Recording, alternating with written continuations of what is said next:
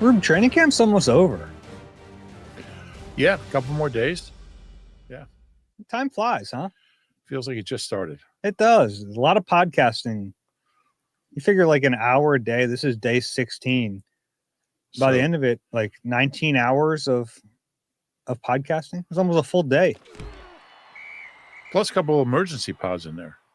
And one anti-emergency pod. An extra pod one day. So yeah, we're over 20 hours of pods by the end of the week. That's pretty cool. Almost. Maybe I'll add that up at the end of training camp and see exactly. I'm sure you will. How long people have listened to us drone on about cornerbacks. Yeah. Like what percentage of that 19 hours is cornerbacks? Probably a lot. And we're going to do a little bit more of it today. This is the Eagle Eye Podcast brought to you by Nissan, Reuben Frank, and Dave Zangaro. A chilly day at practice, the coldest day so far. Chilly, rainy day. Yeah, that's why if you're watching us on YouTube and you're like, hey, they're not in NBC Sports gear, it's because our NBC Sports gear is wet. And I didn't want to be wet for this podcast. Soaked through. So I arrived here around 8:30, and before I left, I do this every morning before I leave the car because I have every imaginable like clothing layer and type in the car during training camp. It becomes my closet basically. I checked the weather and it said rain ending at 9:00. Well, we had Vic at 9:40 and practice at 10. So all right, I don't need any rain gear. Rain's ending at 9:00. Rain did not end at 9:00, Dave. No, it rained pretty hard. Rained pretty hard. The state of my notebook is not great right now. I was actually talking to somebody on the sidelines about like, how is Dave taking notes in the rain? Did you use, like in high school football, when we covered it, we had the big plastic bag? I wasn't prepared with that because I checked the weather forecast and it didn't say rain like that. So what I was doing was I was holding my notebook like up against my leg, trying to keep the page dry until I would quickly pull it out and then write. But I didn't have a pencil either. When I'm writing with pen, it started to bleed a little bit. So, but I made it through. Okay. Well, you were on the one side. So you had at least some protection from the arborvitae. Not much. Not much. Yeah, I don't think any, honestly. It was okay. It was a fun day. And if you told me 2 weeks ago that I'd be complaining that I was chilly at a training camp practice, I wouldn't have believed you. It was cold and wet. And, you know, they have tents all around the field. And I was like, I'm not getting in a tent. I'm not going to watch practice from a tent. I can't do that.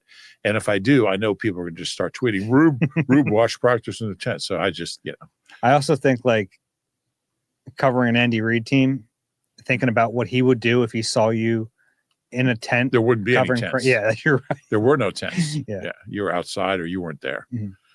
But yeah. Doug was the same way to a lesser extent. Yeah. But he picked that stuff up for me. I remember one day there was rain at practice and I like huddled under, they have like those, like the windowsills that like sink into the building. And I like kind of went under there just to take some notes. And he thought I was like sitting under there and I got yelled at to stand up during practice. I was like, I'm trying to take notes. Yeah. Things are different now. A little bit. All right. We've rambled enough. Let's get into today.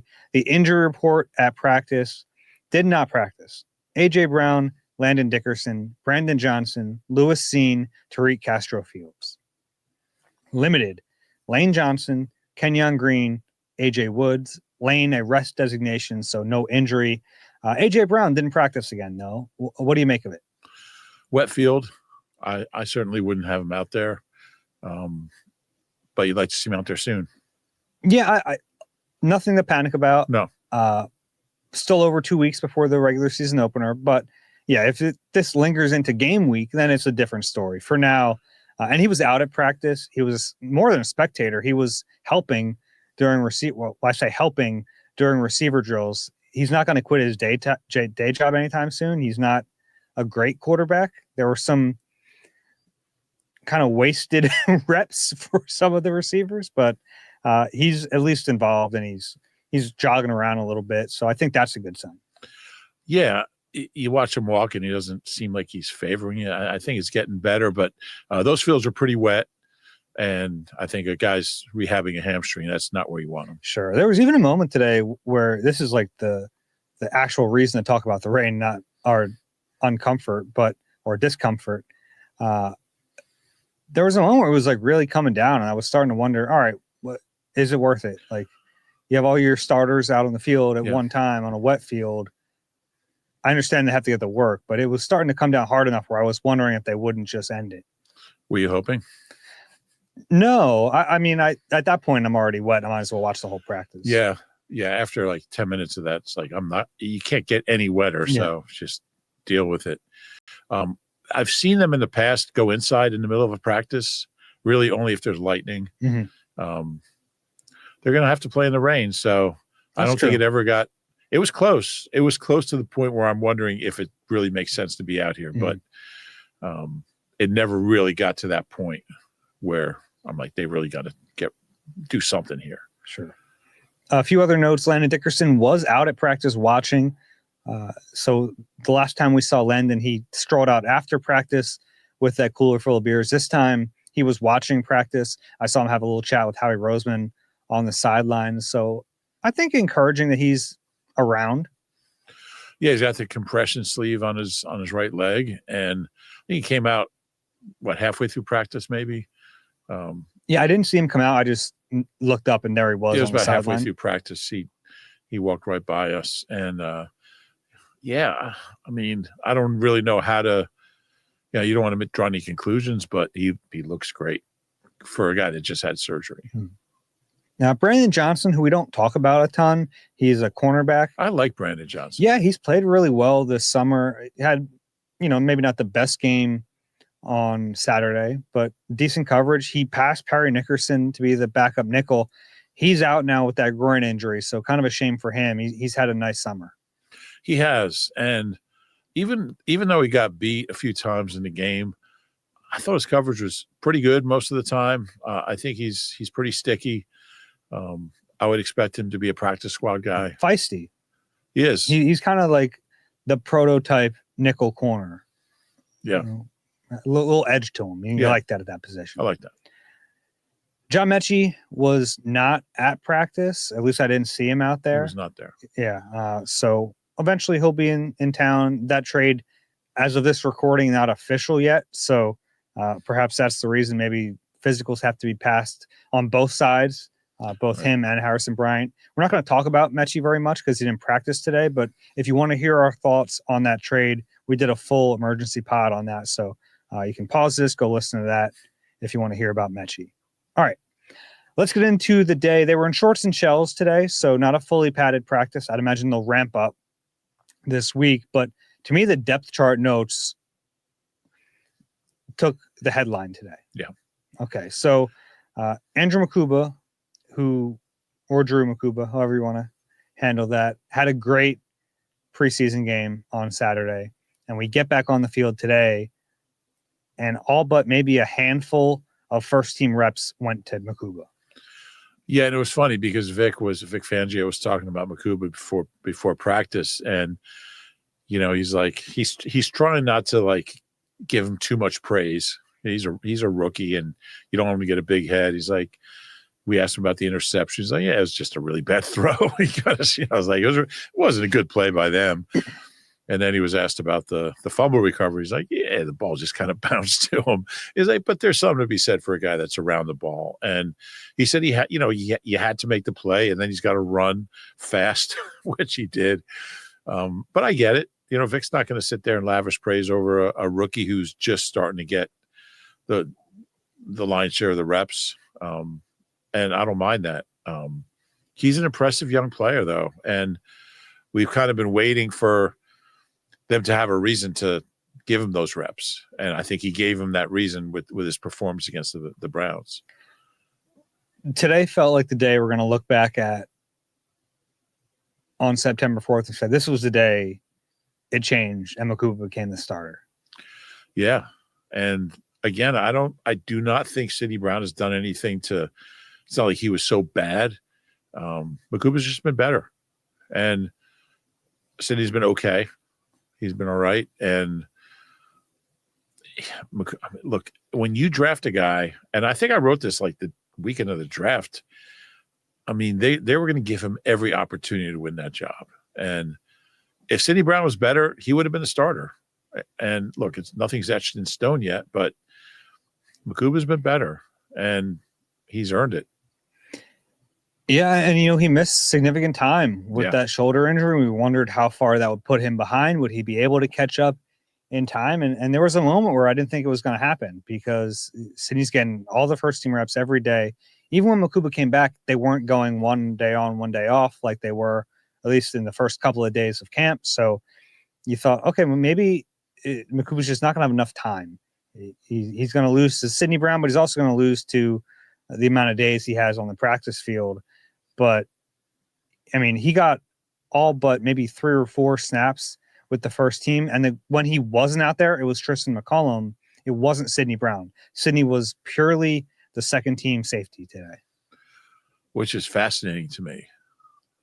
Because I don't think Tristan's really done a whole – he hasn't been bad either, but I haven't seen him make a ton of plays. But when Vic gets something in his mind, he's gonna act on it, and he seems to like McCollum.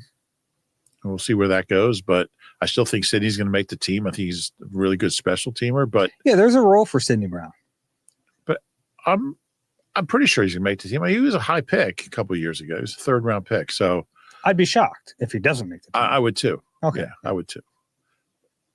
But it is interesting that McCollum was, maybe Vic just wanted to see him. He's like, I'm just going to keep sitting with the 2s right now.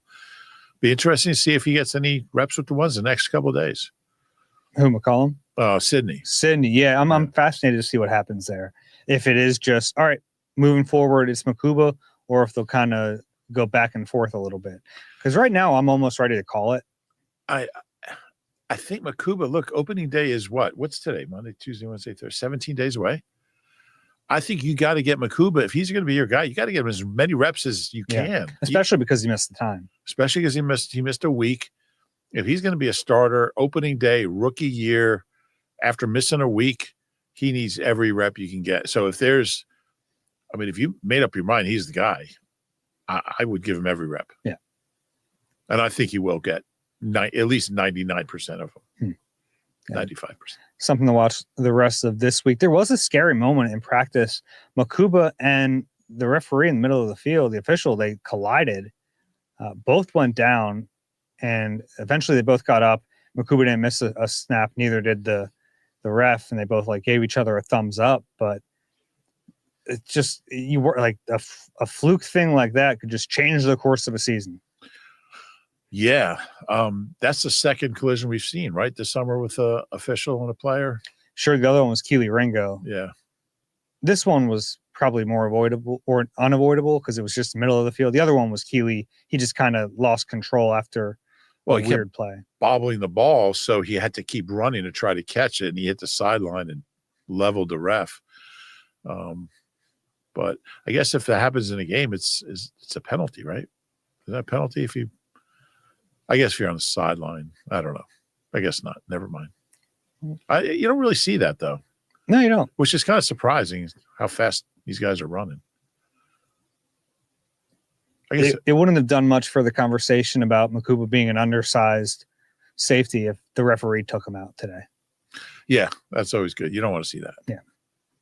Yeah. Another interesting wrinkle, depth chart-wise, Cooper DeJean got his first snaps at outside cornerback.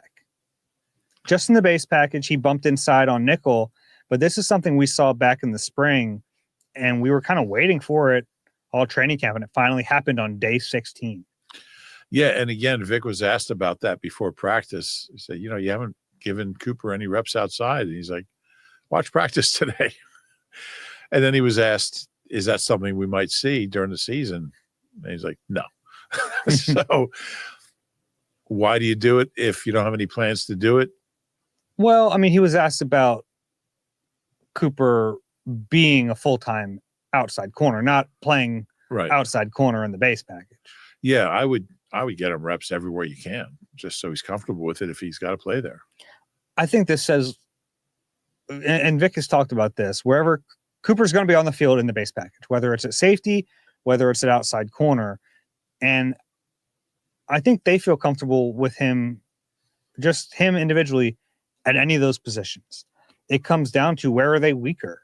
And right now, they're clearly weaker at that second cornerback position. So if he has to take reps from either Drew Mukuba at safety or whoever the heck wins that outside cornerback battle right now, it makes more sense to take that other outside cornerback off the field and get your best 4 out there, because I think your best 4 is going to include Drew Mukuba.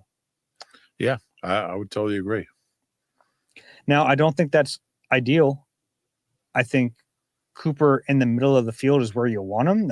He's involved in the action. That's what makes him such a good nickel. I think that's what gives him the potential to be such a good safety, is that like you want him in the football. You want him in the mix of the action. And if he's at outside cornerback, he's not as much in the action. But it's dictated by the strengths and weaknesses of the secondary aside from him.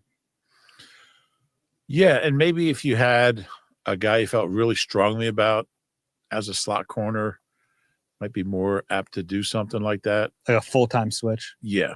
Yeah. But they don't. And look, maybe Mac McWilliams at some point will be that guy. Parry Nickerson, I don't know. I want to say some point he's 30. Yeah. Brandon Johnson. Yeah, Brandon Johnson could one day be that guy, but right now they don't have that. Yeah. And the thing with Mac McWilliams is, yes, he's repped at nickel, but he's played more outside corner. I think it's clear that he's more comfortable at outside corner. So if there was ever a time that you'd want him and Cooper out there together, why wouldn't you just play McWilliams outside? Yeah. And leave Cooper inside? So unless McWilliams really develops as a nickel, I don't think you're going to see it. Do you think he's legitimately in that conversation, Mac, for that second outside corner? Yeah, and let's get to that because in today's practice, kind of a weird moment, actually. So before the first team rep, Keely Ringo was on the field, and I started to write down the depth chart stuff, and 7 was out there with 27. And then before the play, Adoree runs on the field and calls Keely off, and Keely goes to the sideline, and it was an Adoree Jackson day. He got most of the first team reps opposite Quinyon Mitchell, and when he did leave, it was Mac McWilliams in there, Keely Ringo with the 2s. Kind of similar to safety, where Sidney's been getting reps with the 1s and just was exclusively with the 2s. Yeah, I think Mac's been good. There's something to really like about his game. Feisty, physical. He was talking about Mac was talking about how much he admires Cooper just for being able to do everything. He said, I want to be that guy. I want to be that guy who you can put anywhere in the secondary and you feel good about it. He was saying how amazing it is to watch Cooper just go from one position to another and have command of it mentally and physically. But yeah, I think he's in that mix until somebody distances themselves from the field. I think everybody's in the mix. Yeah, and even if Mac McWilliams can't win that job for week 1, keep an eye on him, because there's a chance that whoever wins this job isn't very good. I think we've seen there's enough to be concerned about there, that if it's Ringo or Jackson or Jacorian Bennett, there's a chance they start week 1, but by week 3, 4, 5, 6, you might need a change. And at that point, maybe the rookie is ready. Yeah, something to keep an eye on. That's what I keep thinking. They're going to do all this and then declare a starter, and he's just not going to play well. And then they're going to get into that thing, well, let's try this guy, let's try that guy. I'm not sure the guy is really even on the roster right now who can really take ownership of that spot. You hope it's, maybe it's Bennett. We'll see. But it's a little precarious 2.5 weeks before the opener. You and I were talking about this earlier today, that the longer this goes, the better the chances become for Jacorian Bennett or Mac McWilliams to call them the late arrivers. Jacorian Bennett gets traded, and then Mac McWilliams, a rookie, trying to pick everything up. The longer it goes on, I think those guys have a more legitimate chance to be the starter. Yeah, because if Bennett or Jackson, if Ringo or Jackson was going to win that job, I just feel like one of them would have separated by now. Mm-hmm. So the fact that they haven't, he gives you more confidence in the field. Linebacker today, Zach Bond returned the team drills. A good sign. He looked happy, didn't he? Yeah, he hasn't participated in team drills since July, so it's been a really long time. Good to see him back out there. They slow played his injury. He had a back contusion, and they rested him up, and it gave them a long look at the other linebackers in his absence. But in this practice, he goes out there first with Jeremiah Trotter Jr., but then we see Jihad Campbell next to Zach Bond, and then we saw Trotter next to Campbell. So they really mixed and matched a little bit today. I think Bond's going to be a starter. I like his chances coming off that all-pro season. He came off the field after one drill and went over to Vic, and they were both just laughing. Did you see that? I didn't. And I was just wondering, like, he just seemed so happy to be back, even limited.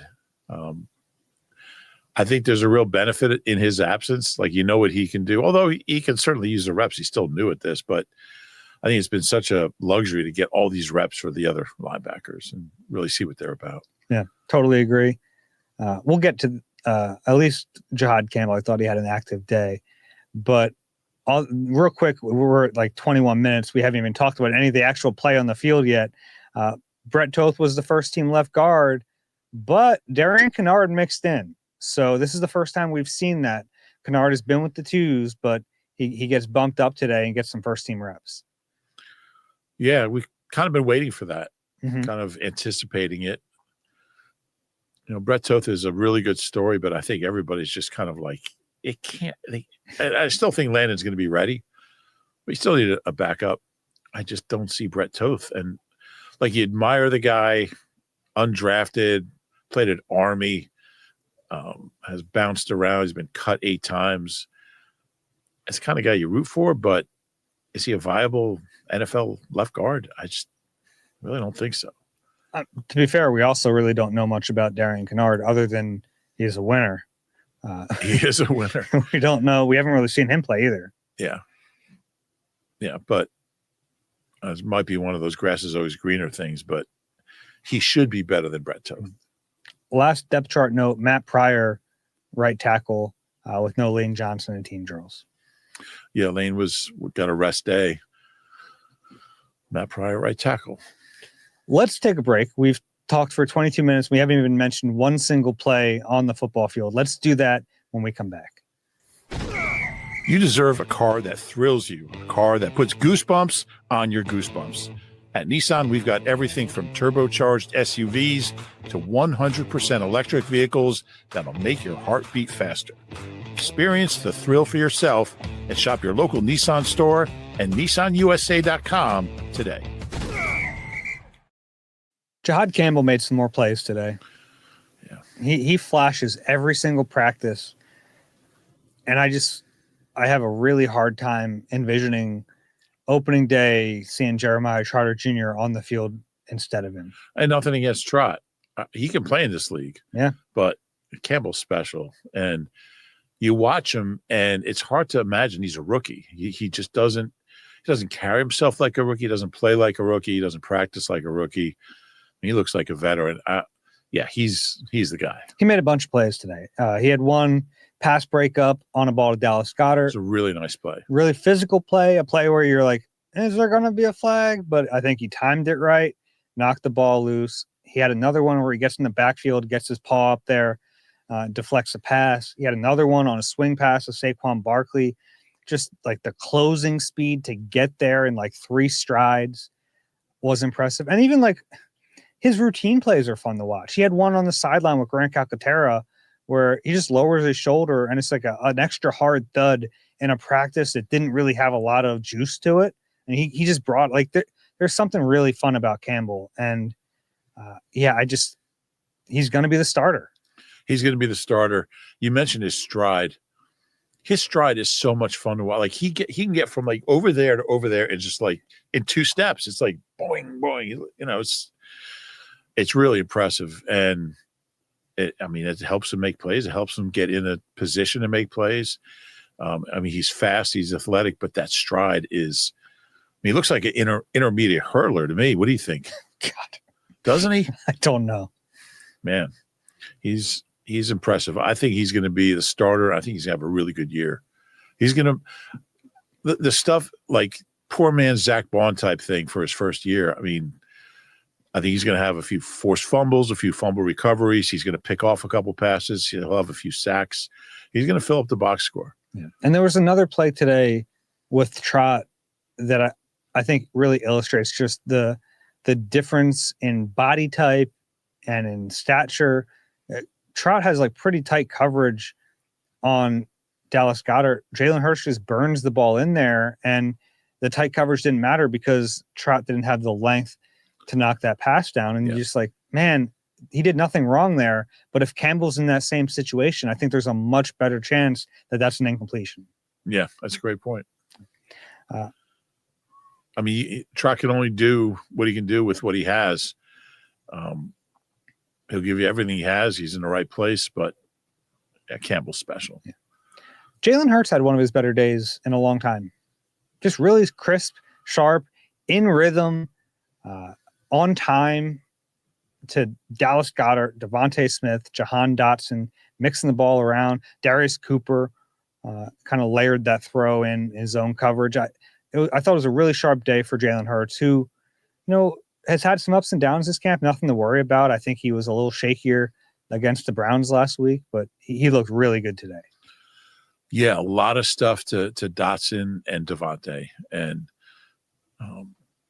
I would agree. I thought, especially that the last period, I mean, he was really just putting it where he had to put it, and it's fun to watch. You see Super Bowl MVP out there just throwing dimes. Yeah, it was good work for him. He looked good. I think my favorite play of the day was the one that Darius Cooper kind of found a soft spot in the zone. It was like a back shoulder ball to the sideline. Perfect throw from Jalen. Had to throw it before the break, which tells you that he's starting to feel a little more comfortable with Cooper.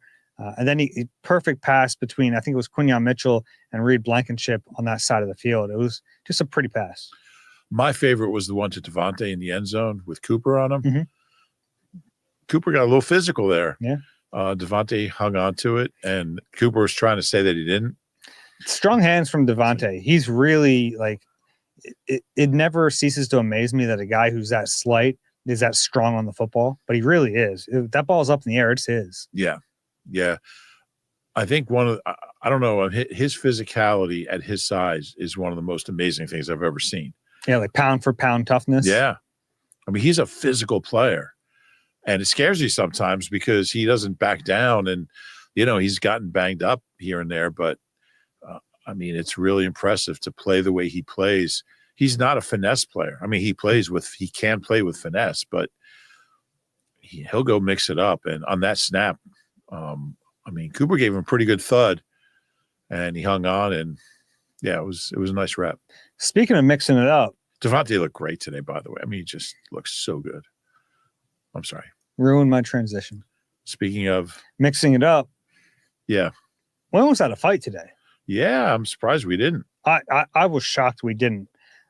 We're on the sideline watching this going, this is about to go off. So here's a sequence of plays.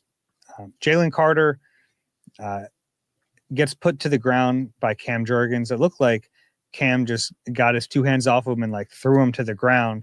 Jalen gets up, starts to make a beeline to Cam. They have to like kind of restrain him a little bit, bring him back.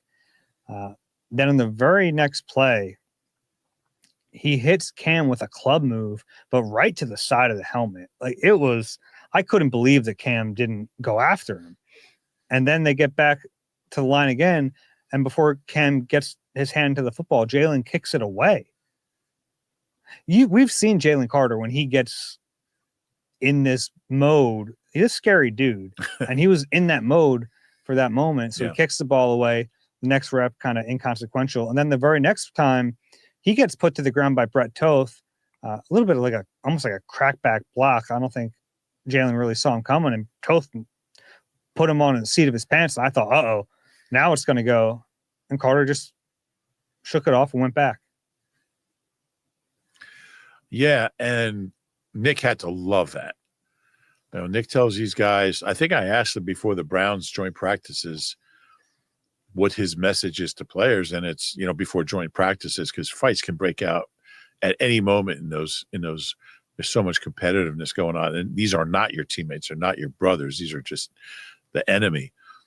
And he said, I tell them, if you're fighting, you're not getting better. You're not working. You're not improving. And there were no fights in that Browns. I think there was a little almost fight in special teams. Yeah, people called it a fight. It wasn't a fight. That wasn't a fight.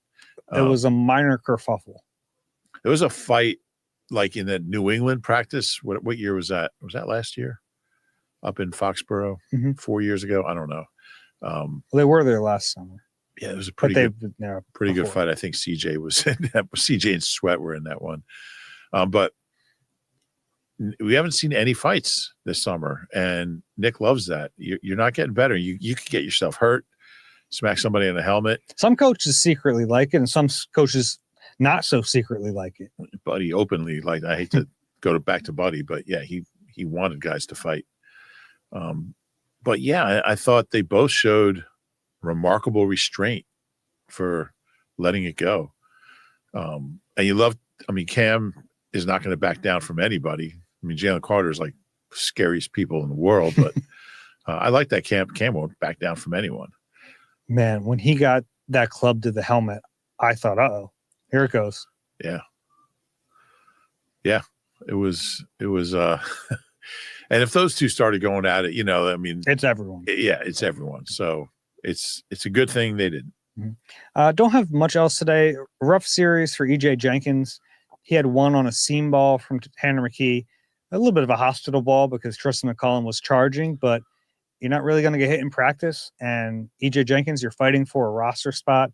It's a catch he has to make, and he didn't make it. Then he had a couple of opportunities on. They would have been like spectacular catches right after that. He got one hand on the ball and he couldn't pull it in. They're not drops, but one of those catches goes a really long way. I thought the third one was almost impossible for him. The first one he should have caught. The second one would have been a circus catch, but it was three straight snaps. And if you're in that position that he's in, you got to do something in that sequence to get the coach's attention. He didn't do it. And were they easy plays? No, but they're plays that you're trying to win a roster spot. You got to make. I don't think I have much else today. Anything you think I missed? It's good to see. Will Shipley catches everything. I really like the way Dotson, we mentioned Devontae had a really good day. I thought, how many passes did Dotson catch? Like a lot. 12? Maybe not 12, but a lot. A lot of passes, and he just looks really comfortable. Looks like a different guy. Well, he wasn't even here yet this time last year. So I don't know what that's going to translate to. Like you wrote in your obs, he's not going to catch 70 balls, but you feel pretty good about where he is if the ball comes his way. Yeah, and especially if there's an injury. Yeah. You feel good about him being able to step up into the Devontae or AJ role if one of those guys has to miss a game or two at some point. Yeah. My stupid observation of the day was that they changed the layout of the fields. And I think they did this around this time last year too, but they went from having 3 vertical fields to 1 vertical and 2 horizontal.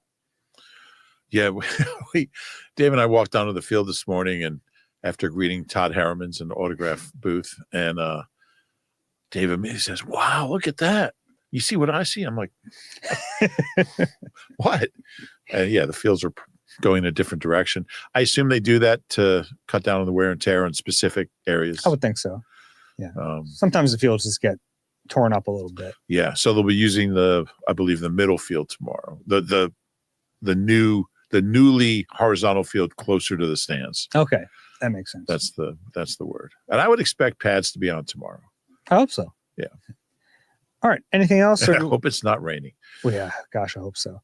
Vic Fangio before practice. We kind of interspliced some of it. Anything we missed from Vic that we want to mention? Well, I started out by asking if he feels like he's any closer to making a call on that second quarterback, and he said no. He said they're all close, which isn't good. When you followed up by asking that question, and yeah, actually, if he's disappointed that no one is separated, yeah, he has to be. That's the reason you have competition, not to have a stalemate. Yeah. It's a good point. So yeah, I really think Bennett certainly hasn't been worse than Keeley or Adoree Jackson. He's probably been a little better as far as making plays. And he's only been here for 12, 13 days now. So if he's making those plays when he's new, I just think he's going to be the guy. You might be right. And at some point he's going to have to just get Like, he hasn't had a day where he's just the first team corner yet. Right. Like, that has to be the next step. We're running out of time. Yeah. In fairness, it you think back to last summer, and it took a while for them to get Quinyon Mitchell out there, and then remember the Isaiah Rogers hand injury? He, like, broke his hand, and like, who knows if that doesn't happen, what the lineup looks like. True. Yeah. They could sure use Isaiah Rogers right now, I think. Yeah. But yeah, we kind of talked about that last week. Bennett, we talked to Bennett after practice. He's just really confident. So he's still kind of learning the playbook, but knows enough that he can go out there and compete. I like his attitude. He's a really confident kid. Look, part of it might be, the guy you haven't seen versus the guys you have seen. There's always a tendency to, but I just think he might be the best option. And he made a play in the game. Made a really nice play in the game. That was not an easy coverage rep. That was like a drag across the field. He had to stick in coverage the whole way. He had to time his break correctly so he didn't get a penalty. He did all those things.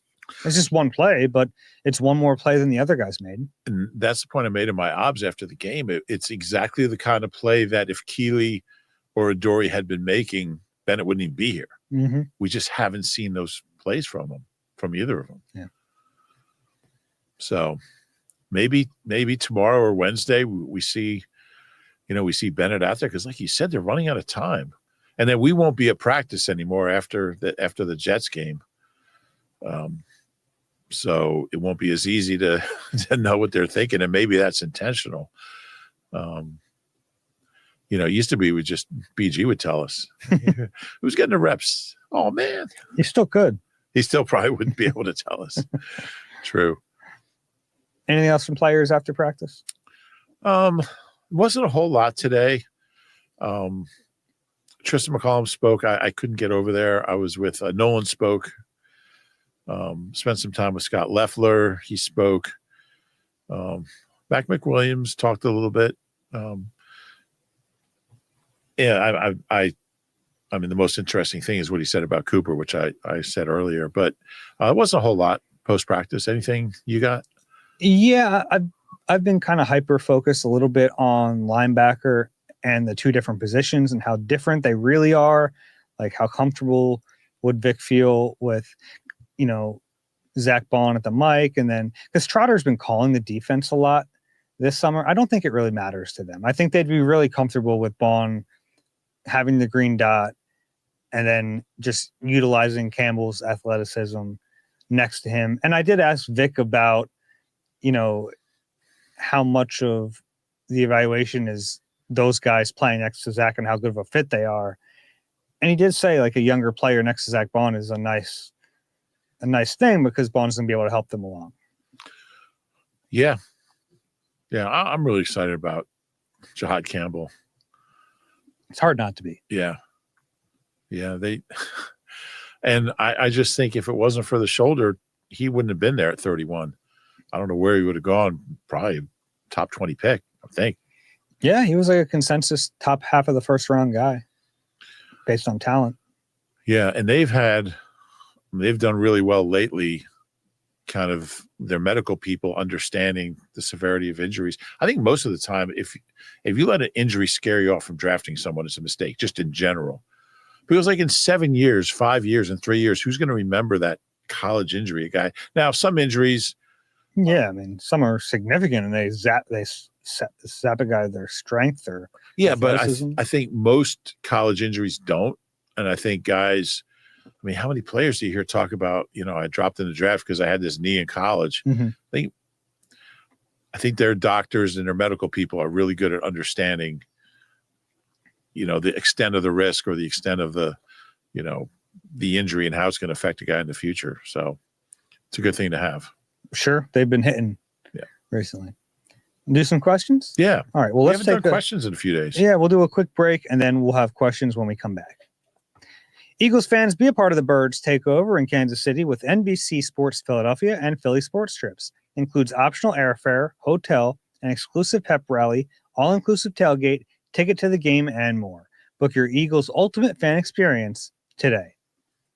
We're back on the Eagle Eye Podcast, brought to you by Nissan, Reuben Frank, and Dave Zangaro. Questions for us, eagle eye at nbcuni.com, QR code on the screen. First one is from Ross. Hi, Dave and Rube. Love the pod. Not sure if I like Rube's tangents or Dave's reaction to the tangents more. After 13 days of training camp, curious to know who you would each choose, doesn't have to be in order, as your last 4 players to make the roster and your last 4 players on the outside looking in, aka practice squad. Similar to how March Madness does a pre-ranking. Graduate of Christian Brothers Academy in Lincroft, New Jersey, I would expect Rube to know our track program. Do you? Well, yeah, they haven't lost a meet in like 37 years or something. Is that right? Yeah, Wow. They win parochial A cross country every year. I would need some time to do that top and bottom of the roster. I think so. I can help you out. I would say, yeah, go ahead. So let's name some bubble players, and we can kind of play the game this way. Yeah. You tell me if you're leaning in or out. Yeah. How about I'll go through position by position. Do you want to do the quarterback? It would be DTR. Man, I think he's getting cut. Yeah, so he'd be out for me too. Yeah. At running back, how about a Montrell Johnson? He's getting cut. They keep 3. He's getting cut. Okay. How about receiver? Now, this one's tricky. I'll give you 2 names. Anaya Smith, Darius Cooper. I mean, we don't know how many we're going to keep. I think Johnny Wilson has the team made. Mm-hmm. So you have the top 3. Johnny Wilson, that's 4. 5 would be Mechie. Yeah. If they keep 6, you're going to have to pick one of those other 2. If they pick 6, I think it would be Anaya Smith. Just because, like I said the other day, I think it, and I don't know this, but I think it would be easier to get Darius Cooper through waivers. I disagree. But I think both of them are going to get cut. Oh, really? Yeah. Okay. I think Cooper's more likely to stay than Anais. Okay. How about tight end? How about I'll give you, and they might just keep 2, but how about Kylan Granson and EJ Jenkins? I think Ransom's going to make the team. Okay, so he'd be one of your last in. Yeah. And you have EJ Jenkins one of your last out, presumably. I guess so. Okay. How about offensive line? We'll say, this is a little tricky. I'll leave Kenyon Green out of the mix because I think there's a good chance they just put him on IR. Yeah. How about Trevor Keegan, Kendall Lamb, and Cameron Williams? I was waiting for Matt Pryor there. I gave you one of the veterans. I think Keegan makes it out of those 3. Wow. Yeah, I think Cameron Williams is a good candidate to get an ankle injury the last week. Agree. I think Miles Hinton's on the team. He's an interesting one. I like a little Miles Hinton. Mm-hmm. He's got a lot to learn. I don't think he can help them right now. Yeah. But I think he's on the team. Yeah. Lot to like about him. Sometimes he'll have a rep that's like, you're like, you don't see it all the time. He's not consistent, but you can see what's possible with him. How about defense real quick? I'll go through it with you. How about Patrick Johnson? He's a tough one at edge rusher. Yeah. Victor said he's just reliable. We talked to Vic. Did I say Victor? Victor? Yeah. Did I say that? I wasn't even going to make fun of you for it because I didn't think I heard it right. I don't know why that came out. Victor Fangio. Is that his real name? Victor? I don't know. Victor, it is. Victor. So well, according to Wikipedia, that's as far as my research went here. But which is Victor John maybe Fangio. Not the most reliable source, but do you have a Wikipedia page? No. Do you? I don't. Okay. No. I was waiting for you to make What do you one. think Vic would say if you called him Victor? Yeah, that's a great question. Probably, I don't know. I don't think he'd like it. I'm going to try that next time he does presser. Who did you ask about? Patrick Johnson. Patrick Johnson. Man, I don't know what to do with him. I'm going to say he makes the team. I think they'll find a spot for him. I think I'd keep Patrick Johnson over Okoronkwo. Yeah. Yeah, I would agree with that. Yeah. We know he's a really good special teamer. Defensive tackle, Byron Young, Gabe Hall. I'll keep Byron Young. Interesting. For a while, it looked like Gabe Hall was sure did getting in. Yeah. Byron Young did some nice things in that game. Yeah. What do you think with those two? You going BY or GH? GH will always be General Hospital to me. I think I'm still leaning Gabe Hall, but I might change my mind on that. Okay. Linebacker, they're probably just keeping the ones they're keeping. Although Lance Dixon, he's been good. Yeah. It's probably not a spot for him. He might be one of your last out. I'm going to avoid cornerback is. How about Eli Ricks? I'm not sure there's a roster spot for Eli Ricks. Yeah. Yeah, I'll put him one of my last out. The kind of crazy thing is Adoree Jackson to me. You could convince me that he's going to be the starter in week 1. You can convince me he's not on the team. Because if he's not the starter, I don't know if he's on the team. If he's not a starter, I'd probably rather have Eli Ricks. Right? It's a kind of a weird thing. Yeah. It's like all or nothing. It is. Okay. That was fun. Thank you, Ross. Good question. Next one from Jonathan. Hey, Reuben, Dave, longtime listener, first-time emailer. Thanks for the great reporting, friendly banter, and band recommendations. My question today comes after being able to attend open practice. My family and I noticed there were points on the scoreboard given to the offense and defense. Can either of you elaborate on what these points mean, and more importantly, how they are allotted? We talked about this maybe. I mean, you want to just go into the drills that they do that with? Yeah. So in the public practice, they do more of it, and they put it on the scoreboard, which is different than in a practice during training camp otherwise. But they always have a competitive period where, and it's normally pretty simple. It's like which side was successful. And if the defense was successful, they get the point. If the offense was successful, they get the point. And that's kind of the way they operate at the public practice, but it's more of a scrimmage format at the public practice. Yeah. But it's competition, and it's stuff that, like, if you were to watch a bunch of practices around the league and not know who the head coach was, but you know that Nick Sirianni loves competition, I think you'd be able to pick out his practice. Interesting. Just from watching him lead practice over the last 5 years, don't you see all these competitive elements that we don't necessarily see from other practices, at least the ones that I've witnessed? Yeah, I think that's fair. And like practices are competitive, but they're not keeping score. Yeah, I don't know. I haven't seen many other teams practice, so I don't know who does that, if anyone does that. But you've seen a few coaches here who didn't do it that way, right? Yeah, I just think if they had, we might not have even known about it. Like, I know when Big Red, when they did move the ball, they would keep score. Mm-hmm. Yeah, they would definitely keep scoring that. Yep. Next one from, I think I skipped one. Yes, from Jamel. Hey guys, let's say the week 1 starting cornerback unit consists of Quinyon Mitchell, Cooper DeJean, and rookie Mac McWilliams. What do you think is more likely? Cooper and Quinyon outside with McWilliams in the slot, or Mitchell and McWilliams outside with Cooper keeping his place in the slot?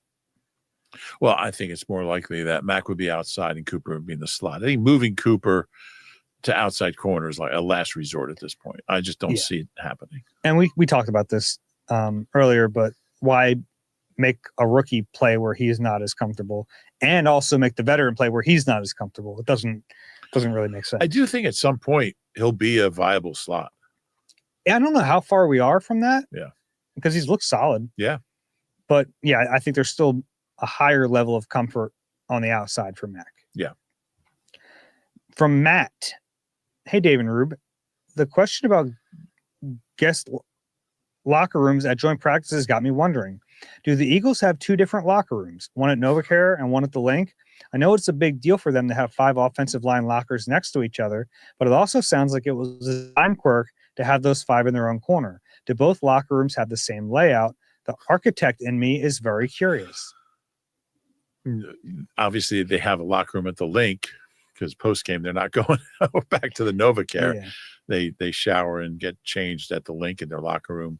There are some teams in the NFL, by the way, who use the stadium as their primary locker room.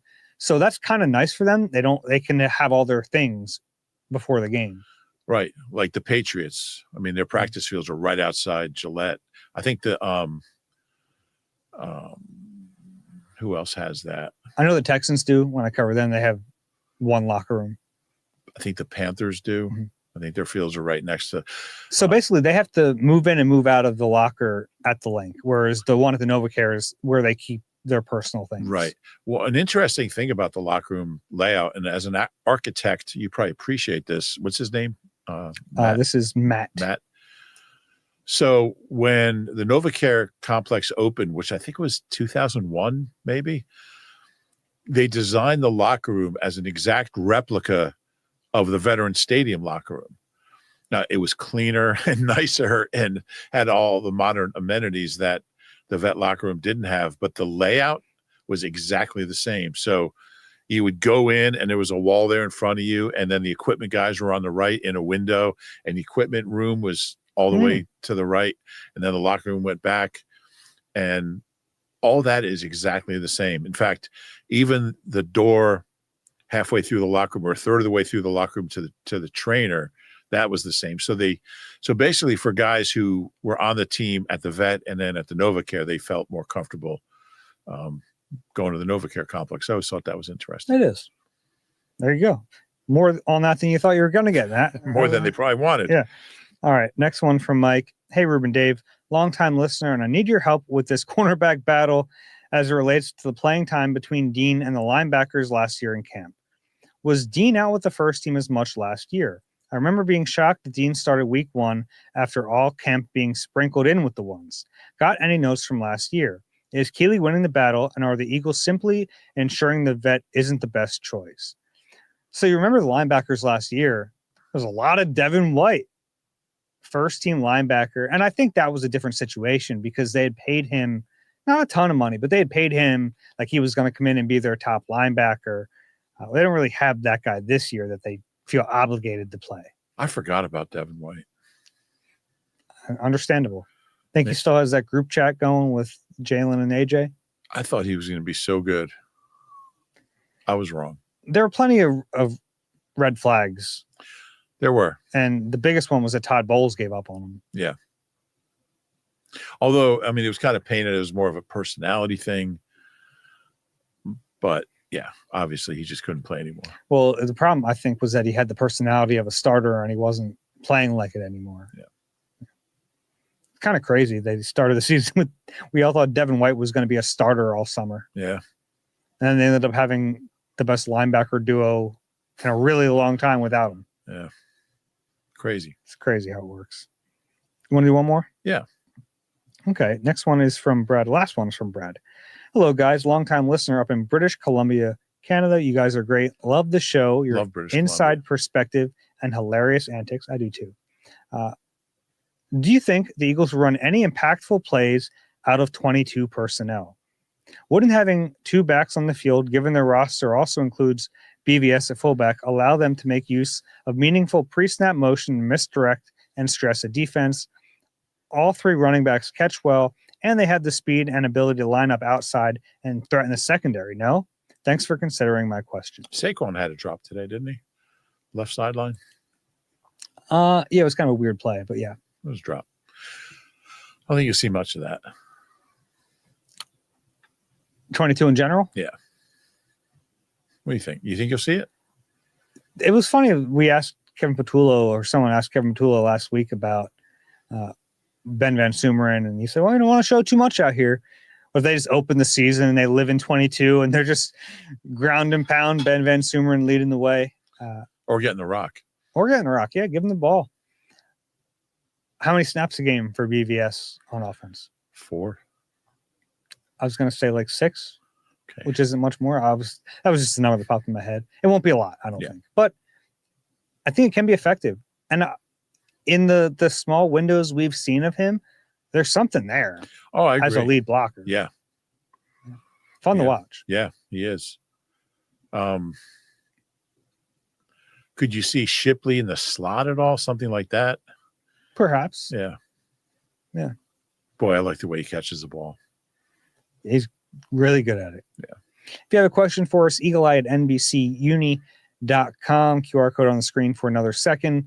If you enjoy the Eagle Eye podcast, please do us a favor, rate and subscribe wherever you get your pods. If you're watching on YouTube, please click the like button, subscribe there as well. Leave us a 5-star review if you've enjoyed all these training camp podcasts. 19 hours worth. 19 hours worth. Or, tell us privately if you're like, why don't you guys cut it down a little bit? Yeah, it's fine. Just fine. Don't do it publicly. Yeah, that's fine. Any final words, Reuben? No. Very good. For Reuben Frank, I'm Dave Zangaro. This has been Eagle Eye presented by Nissan. We'll talk to you soon.